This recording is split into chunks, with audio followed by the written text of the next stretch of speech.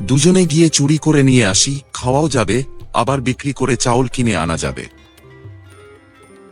এই কথা শুনে মা বাধা দিলেন। ভীষণ ঝগড়া আর কথা কাটাকাটির মধ্যে বাবা একসময় মাকে বাঁশের লাঠি দিয়ে অনেক মারলেন। পরের দিন মায়ের জ্বর হলো, 3 দিন পর মা মারা গেলেন। আমার পাকা চোর হয়ে উঠতে আর কোনো বাধা রইল না।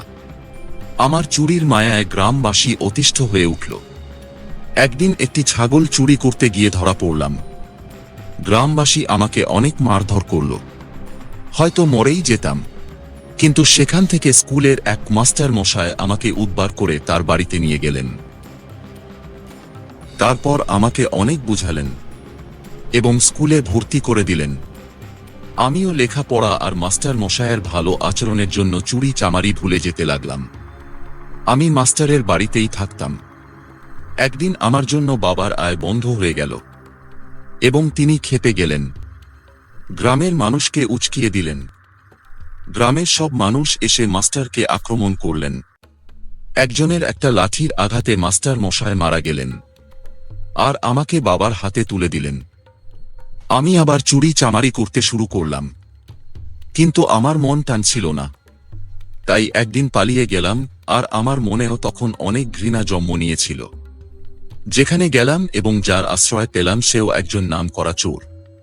সুতরাং আমার আর ভালো হয়ে ওঠা হলো না। তারপর আস্তে আস্তে বড় চোর, আর বড় চোর থেকে আজ ডাকাত দলের সর্দার। যদিও আমি এসব করেছি, কিন্তু গোপনে রাতের আধারে আমি অর্থ আর খাবার নিয়ে আমার মতো অসহায় সন্তানদের সহযোগিতা করেছি। শেষ ডাকাতি করার সময় চলে আসার পথে বাড়ির দরজায় একটি বুড়ো আমাকে বাধা দেয়। আমি তাকে ধাক্কা দিলে তার বাড়ির সামনের ইটের আঘাতে মারা যায়। অন্যান্য ডাকাতরা তখন চলে গেছে, আর আসার সময় এই বুড়োর জন্য বিলম্ব হয়ে যায়।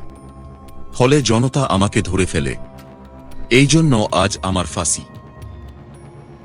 এবার জজ সাহেব, আপনি বলুন, আমার শেষ ইচ্ছাটা করা কি অন্যায়? আদালতে উপস্থিত সকলে নীরবে কলিমের কথা শুনছিল। এবার এক বাক্যে সবাই বলিয়া উঠিল, না, অন্যায় নয়।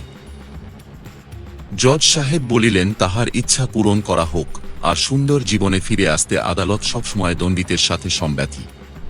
তাই তার ফাঁসির আদেশ রোধ করে তাকে 7 বছরের কারাদণ্ডে দণ্ডিত করে।